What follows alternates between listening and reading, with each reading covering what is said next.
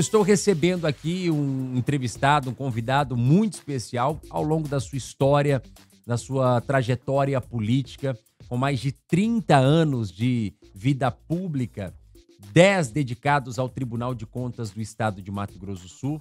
Eu vou conversar agora com esse conselheiro do Tribunal de Contas do Estado, Gerson Domingos. Hoje nós vamos falar sobre a sua trajetória na corte e os projetos, né, que ele tem aí para o próximo ano. Afinal, será que ele parou de vez aí e falou, não, eu vou aposentar 100%? É isso que a gente quer saber. Gerson, muito bom dia, bem-vindo aqui à Massa FM. Bom dia, Bruno. Prazer, muito obrigado pela oportunidade que nos dá para conversar com o nosso Mato Grosso do Sul. E eu estou aqui observando o seu computador, o seu instrumento de trabalho, Massa FM 93.7. Eu não dimensionava a extensão, né, da capacidade de alcance deste órgão de imprensa que abrange todo o nosso estado e leva informações importantes. O meu rádio, que eu pouca habilidade tenho ali no manejo, no manuseio, a gente ainda do tempo do potenciômetrozinho, né? E ele é fixado no 93.7. Até porque, não o fato do Bruno ou da direção da rádio, mas por reconhecer da eficiência, né, desta instituição a serviço do Mato Grosso do Sul. E muito grato a vocês a oportunidade de que eu possa conversar um pouquinho com a população do meu estado através da rádio, do qual eu ouço todos os dias. Que bom, a gente fica muito feliz. O que o senhor considera mais marcante nessa sua trajetória de homem público? Olha, chegaram a 30 anos, né, de vida pública. Nisso, 20 anos como deputado estadual e esses últimos 10 anos à frente do Tribunal de Contas. Muitas coisas importantes aconteceram. Se nós formos buscar aí toda essa história, talvez a gente tenha que ficar 2, 3 dias aqui conversando, né? Mas como deputado, eu digo que marcante foi uma proposição minha quanto uma CPI a apurar a atividade real do reverendo Moon aqui à época. E isso foi bastante marcante, foi um fato muito comentado e muito discutido com a sociedade, com os órgãos competentes. A relação política institucional entre o Poder Legislativo, o Executivo, o Judiciário e as instituições que circundam o sistema governamental. Quando nós falamos de governo do Estado, o governo do Estado não é a figura do governador e o seu quadro de funcionários. O governo do Estado, ele é um todo e ele é composto pela Assembleia Legislativa, Tribunal de Justiça, Ministério Público, Defensoria, instituições outras, o próprio Tribunal de Contas, e nós conseguimos harmonizar uma relação e criar uma engrenagem funcional quase perfeita na relação do Executivo como o sinuelo desse projeto todo, quando nós tínhamos um compromisso com a sociedade sul-mato-grossense, e isso se conseguiu fazer através da boa relação que a Assembleia criou para que todos compreendessem da responsabilidade que nós temos em devolver para a população aquilo que a sociedade nos atribuiu. Alguns no cargo eletivo, outros por concurso, não importa, mas no sentido de devolução e de reconhecimento ao que nós nos propomos, ao Estado, é devolver à sociedade o que é dela. Muito bem, 7h07. Só completando. E em relação ao Tribunal de Contas, né? O Tribunal, nesses 10 anos, eu passei a compreender o outro lado do balcão. Quando sentei 20 anos de um lado do balcão, que é a função política, e quando eu, então, fui nomeado como conselheiro, eu imaginava, vou cumprir meus 5 anos aqui, isso para mim, quem militou 20 anos como deputado, tribunal nada mais é do que um órgão fiscalizador e termino minha vida pública e vou cuidar das minhas coisas. Muito pelo contrário, o tribunal, para mim, foi uma escola extremamente importante e me fez enxergar que o tribunal não pode ser um órgão somente fiscalizador e penalizador. Pelo contrário, não perder o sentido da fiscalização, mas por que não emprestarmos a experiência do quadro de servidores que nós temos altamente eficiente, capacitado, ao gestor público para que ele, o quanto menos ele possa errar através das nossas orientações, o dinheiro público cada vez mais bem aplicado. Então, nós abrimos a porta do tribunal e o tribunal hoje ainda permanece com essa filosofia, através da presidência do Caiate e tantos outros presidentes que possam vir para frente. Esta tranca, ela foi derrubada, ela foi quebrada, abriu-se a porta, aproximou a sociedade e o gestor público para que a gente possa sempre estar trocando informações e, através dessa experiência dos servidores, do quadro de servidores do tribunal, ofertar essa experiência e a cada dia mais o dinheiro público ser mais bem aplicado. Sem se falar aqui do programa da primeira infância, que naturalmente que você deverá tocar nesse assunto. Sim, inclusive justamente eu ia falar sobre essa virada de chave, o Gerson, porque de fato nós percebemos que o Tribunal de Contas do Estado aqui em Mato Grosso do Sul, ele tomou um novo rumo, né? Ele trouxe a orientação preventiva, fala assim, olha, para que os gestores errem cada vez menos, né? Porque às vezes são levados ao erro pela falta da informação, né?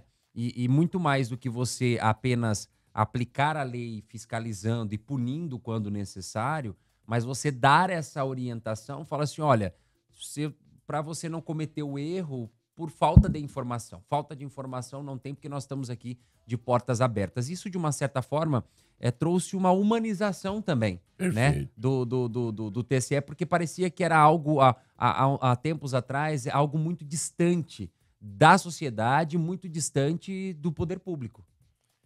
Olha, você faz uma análise perfeita, mas nós fomos muito além. Então, quando assumi a presidência do tribunal, me foi encaminhado através da minha assessoria a esse programa da primeira infância. E ele tem uma história interessante. Isso não foi criado pelo Tribunal de Contas do Mato Grosso do Sul. Isso é uma criação do Conselho Nacional de Justiça, que remete ao Tribunal de Justiça do Mato Grosso do Sul, para que, então, na figura do presidente do tribunal, pudesse conversar com os gestores, os prefeitos, da importância e da obrigatoriedade que eles têm quanto oferecer as vagas de creche às nossas crianças. Uhum. Isso está no Estatuto da Criança e Adolescente, está na Constituição, isso está em todas as estampas quando se fala de criança e de educação. Porém, o Tribunal de Justiça, pela dificuldade da proximidade, juiz da comarca com o prefeito, enfim, são funções totalmente diferentes, dificilmente isso seria implantado. Mas como nós tomamos conhecimento disso através da assessoria, eu fiz um estudo e observei que era possível, pela proximidade que o tribunal tem com o gestor, com as prefeituras, com as secretarias de educação. E eu acreditei no projeto, mas como a recomendação era para o Tribunal de Justiça, eu procurei, então, o presidente do tribunal, à época, o desembargador Sérgio Martins, relatei o fato, ele falou, realmente, Gerson, há uma recomendação do Conselho Nacional e nós temos uma certa dificuldade, mas nós podemos ser colaboradores desse programa. Uhum. E com isso, o Tribunal de Justiça entra no projeto do Tribunal de Contas para que a gente implantasse esse comitê da primeira infância. E a relação política, né, de 30 anos, conheço os membros do Tribunal dos Desembargadores na sua totalidade. E eu brinquei com o Sérgio, falei, Sérgio, vou recordar aqui da minha história de origem dos árabes, que eles faziam os casamentos. Então, sim, o filho do fulano vai casar com a filha do ciclano, e aquilo era obrigatório, né? Uhum. E eu disse, olha, relembrando aqui a minha mãe, dizia que, olha, você pode casar com qualquer mulher, desde que seja com a Maria. E aí eu disse a ele, eu gostaria muito de fazer a escolha. Sem desmerecer os desembargadores e desembargadoras todas, eu optei, então, para que a desembargadora Elizabeth Anache pudesse ser membro desse comitê e, assim, hoje, ainda ela integra esse comitê. Mas o Ministério Público seria extremamente importante por conta também da fixação das promotorias nas comarcas e proximidade com os prefeitos.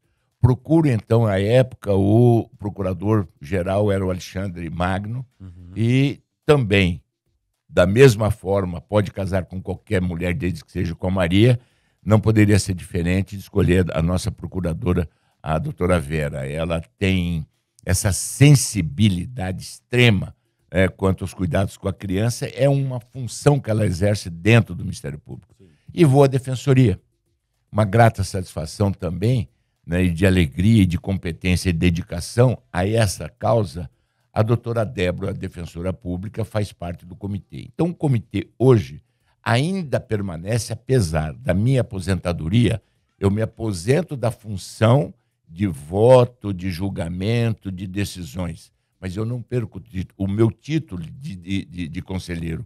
Portanto, então, como conselheiro aposentado e como um projeto de vida do Gerson, cidadão, eu me despeço da vida pública e me despeço, deixar isso bem pausado, do programa da primeira infância, só quando Deus me chamar.